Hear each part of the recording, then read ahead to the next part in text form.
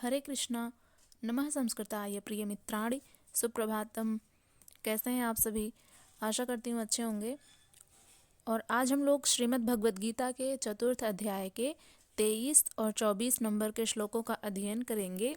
इसके पूर्व हम लोग 22 श्लोकों तक अध्ययन कर लिए थे, जिसमें हमने जाना था कि श्री भगवान कहते हैं कि जो मनुष्य बिना इच्छा के अपने आप प्राप्त हुए पदार्थ में सदा संतुष्ट रहता है तथा जिसमें ईर्ष्या का सर्वथा अभाव हो गया है और जो हर्ष शोक आदि द्वंद्वों से सर्वथा अतीत हो गया है, यानी कि जिसे हर्ष शोक आदि जो द्वंद्व हैं उनसे वो परे हो गया है, ऐसा सिद्धि और असिद्धि में समान रहने वाला कर्मयोगी कर्म करता हुआ भी उनसे नहीं बंधता, यानी कि कर्म बंधन उसे नहीं बांध सकते।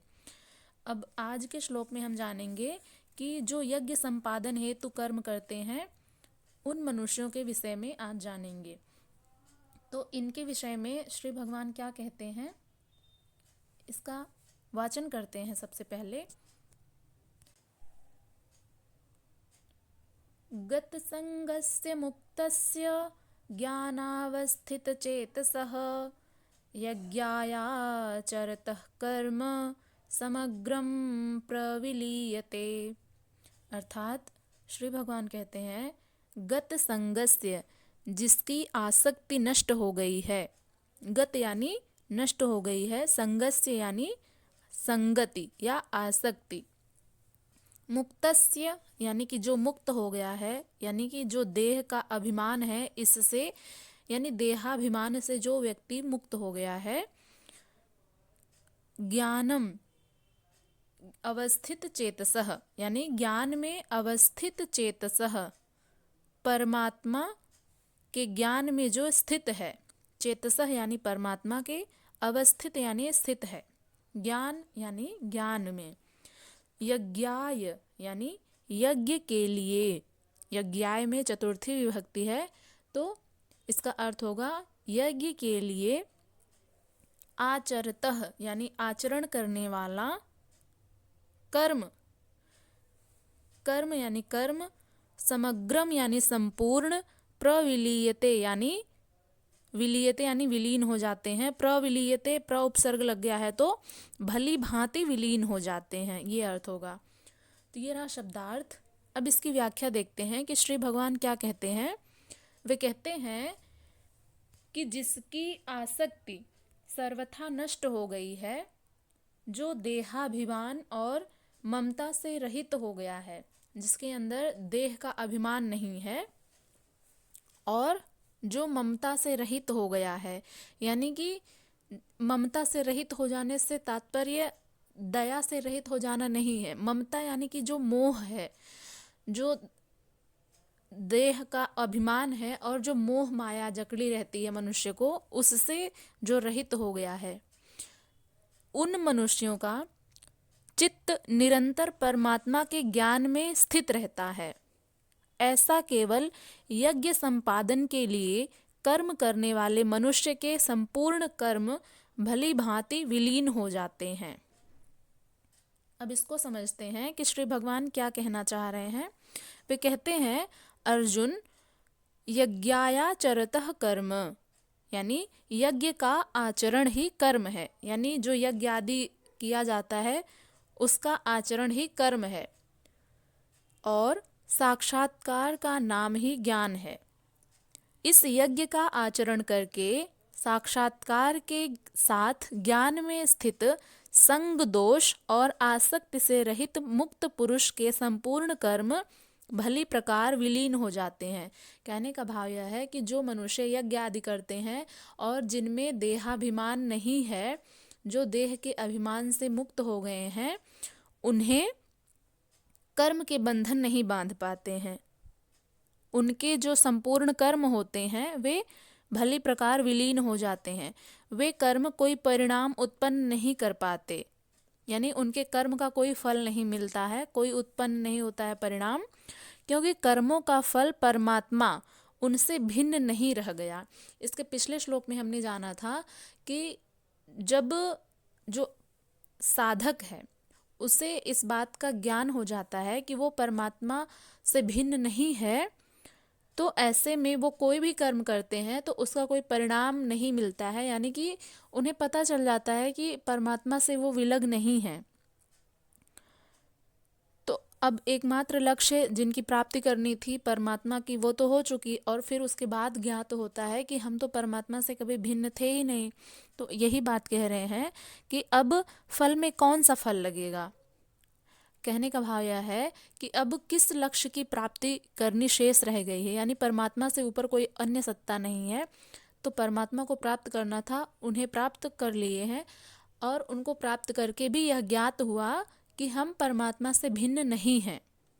इस प्रकार इसलिए उन मुक्त पुरुषों को अपने लिए कर्म की आवश्यकता समाप्त हो जाती है।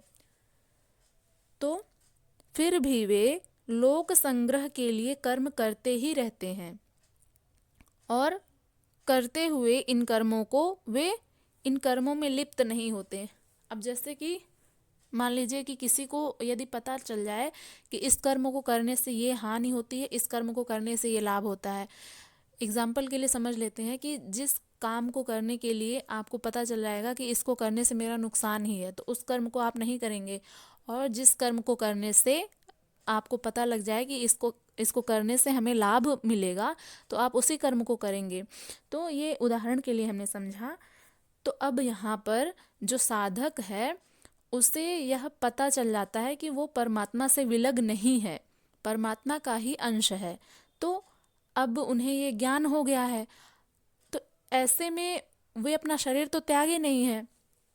तो जब ज्ञान हो गया इस बात का, तो वे संसार में जीना तो है ही, तो संसार में रहते हुए भी वे अपने कर्म को करते रहते हैं, लेकिन उन्हें कर्म के बंधन नहीं बांध पाते। क्यों? क्योंकि उन्हें पता चल जाता है कि जो कर्म के बंधन है इनसे मुक्ति ही परमात्मा है।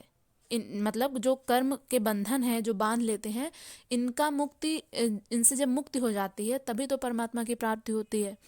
तो जब परमात्मा की प्राप्ति हो जाती है तो उन्हें कर्मों के बंधन नहीं बांध पाते हैं, और वे अपने कर्मों में आसक्त भी नहीं होते, यानी कि निष्काम भाव से अपना कर्म करते हैं। जब कर्म करते हैं तो लिप्त क्यों नहीं होते, यानी कि जब वे कर्म करते हैं तो उनमें उनकी आसक्ति क्यों नहीं रहती है।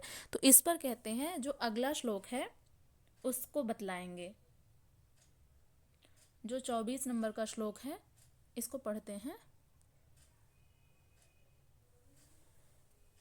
ब्रह्मार्पणं ब्रह्म हविर्ब्रह्माग्नौ ब्रह्मणाहुतं ब्रह्मैव तेन गन्तव्यं ब्रह्म कर्म समाधिना।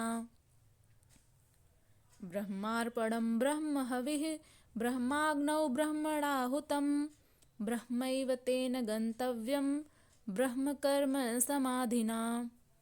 अर्थात श्री भगवान कहते हैं, ब्रह्मांड परम यानी ब्रह्मा अर्पणम। ब्रह्म क्या है? अर्पण है। ब्रह्मार्पणम यानी ब्रह्म जो है वो अर्पण है। ब्रह्म हवि, ब्रह्म ही हवि है, यानी हवि माने जिसका हवन किया जाता है, घी आदि। तो ब्रह्म घृत आदि है। और ब्रह्माग्नौ ब्रह्म रूपी अग्नि में, ब्रह्मणा यानी ब्रह्म के द्वारा, हुतम यानी हवन किया गया। ब्रह्मैव ब्रह्माधन एव, इसमें वृद्धि संधि हुई है, तो ब्रह्मैव तेन गंतव्यम, तेन माने उनके द्वारा, गंतव्यम यानी पहुँचने योग्य, ब्रह्म कर्म समाधिना यानी ब्रह्म कर्म में एकाग्रता से स्थित पुरुष के द्वारा। ब्रह्म कर्म समाधिना का अर्थ होगा ब्रह्म कर्म में एकाग्रता से स्थित पुरुष के द्वारा, और ब्रह्मैव का अर्थ होगा ब्रह्म ही। तो ये रहा शब्दार्थ। अब इसकी व्याख्या देखते हैं।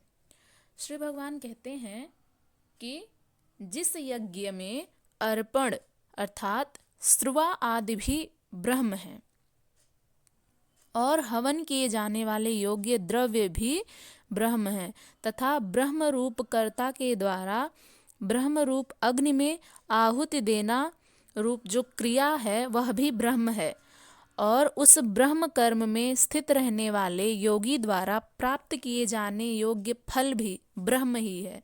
तो कहने का भाव यह है कि संपूर्ण जो इस संसार में व्याप्त है वो सब ब्रह्म का ही स्वरूप है, सब ब्रह्म ही है।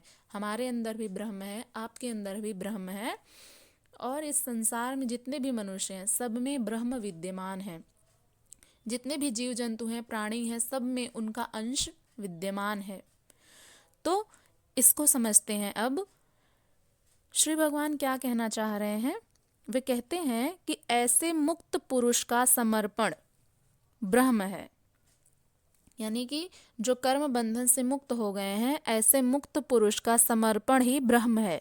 हवि ब्रह्म है, अग्नि भी ब्रह्म ही है, अर्थात ब्रह्म रूप अग्नि में ब्रह्म रूपी कर्ता द्वारा, यानी कि जो यज्ञ को करने वाला है वो भी तो मनुष्य ही है, तो उसमें भी ब्रह्म ही विद्यमान है। तो जो यज्ञ आदि हो रहा है वो भी ब्रह्म है, जो उसमें हवन किया जा रहा है घृत आदि वो भी ब्रह्म ही है, और जो यज्ञ को करने वाले हैं वो भी ब्रह्म रूपी कर्ता हैं जिनके द्वारा हवन किया जाता है, वह भी ब्रह्म है। ब्रह्म कर्म समाधिना, जिसके कर्म ब्रह्म का स्पर्श करके समाधिस्थ हो चुके हैं, उसमें विलय हो चुके हैं, ऐसे महापुरुष के लिए जो प्राप्त होने योग्य है वह भी ब्रह्म ही है। वह कर्ता धर्ता कुछ नहीं, केवल लोक संग्रह के लिए कर्म में लगा रहता है। तो यह तो प्राप्ति वाले महापुरुष के लक्षण है। किंतु कर्म में प्रवेश लेने वाले प्रारंभिक साधक कौन सा यज्ञ करते हैं? ये प्रश्न उठ सकता है कि जो ये महापुरुष कौन से महापुरुष के लक्षण थे? जिन्होंने परमात्मा की प्राप्ति कर ली है, लेकिन अभी कर्म में जो प्रवृत्त हो रहे हैं उनके लिए कौन सा यज्ञ, प्रारंभिक यज्ञ कौन सा होना चाहिए, यह प्रश्न उठ सकता है। तो इस पर पिछले अध्याय में, यानी तृतीय अध्याय में श्री कृष्ण ने कहा, अर्जुन कर्म करो। उन्होंने कहा था ना कि कर्म करो। कौन सा कर्म? फिर उन्होंने बताया कि नियतम कुरु कर्म, यानी जो निर्धारित कर्म है उसको करो, यानी कि तुम योद्धा हो तो युद्ध करो। निर्धारित कर्म कौन सा है? तो यज्ञार्थात् कर्मणोऽन्यत्र लोकोऽयं कर्म बंधनः, ये तीसरे अध्याय का 9वां श्लोक है। वे कहते हैं, श्री भगवान कहते हैं, अर्जुन यज्ञ की प्रक्रिया ही कर्म है।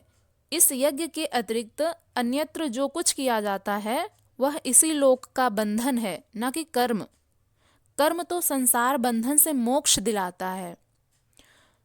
और तदर्थम कर्म कौन्तेय मुक्त संगः समाचर, श्री भगवान कहते हैं कि उस यज्ञ की पूर्ति के लिए संग दोष से अलग रहकर भली प्रकार यज्ञ का आचरण करो। यहाँ योगेश्वर ने एक नया प्रश्न दिया है कि वह यज्ञ है। योगेश्वर यानी श्री भगवान श्री कृष्ण, उन्होंने एक नया प्रश्न दिया कि वह यज्ञ है क्या जिसे करें और कर्म हमसे पार लगे। ये प्रश्न उठ सकता है। तो उन्होंने कर्म की विशेषताओं पर बल दिया, बताया कि यज्ञ कहाँ से आया, यज्ञ क्या देता है, उसकी विशेषताओं का चित्रण किया, किंतु अभी तक यह नहीं बताया कि यज्ञ क्या है। अब इसको अगले श्लोक में बताएंगे, 25वें नंबर के श्लोक में। यहाँ तक आप लोगों को कोई भी संशय हो तो आप लोग निसंदेह पूछ सकते हैं और अपना फीडबैक देना बिल्कुल मत भूलिएगा। और अब हम लोग मिलेंगे अगली वीडियो में अगले श्लोक के साथ। तब तक के लिए अपना ध्यान रखिएगा। नमः संस्कृताय।